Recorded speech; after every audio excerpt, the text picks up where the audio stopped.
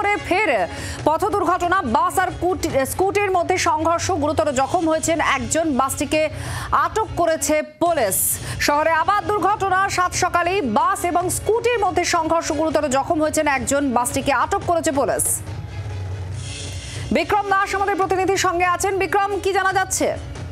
দেখো, আবারও শহরে সাত সকালে দুর্ঘটনা, যেটা আমরা জানতে পারছি যে বেবন রোডের বিবাদীবাগ এলাকায় সেখানে একটি বাসের সঙ্গে স্কুটারের ধাক্কা লাগে এবং সেই স্কুটি চালকের অত্যন্ত গুরুতর তিনি আহত হয়েছেন। তাকে সঙ্গে সাথে কলকাতা পুলিশের আধিকারিকরা এসএসকেএম হাসপাতালে স্থানান্তরিত করেছে।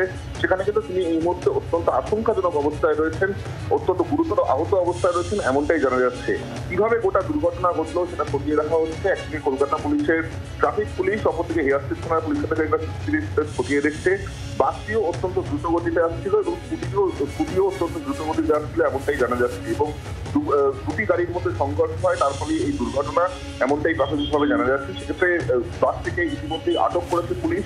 অপরদিকে এই ঘটনা কিভাবে ঘটলো সেই ঘটনা জানার জন্য কিন্তু খতিয়ে রাখা হচ্ছে, এমনটাই পুলিশ সূত্রে জানা যাচ্ছে। বাংলার আওয়াজ, বাঙালির আবেগ, জি 24 ঘন্টা।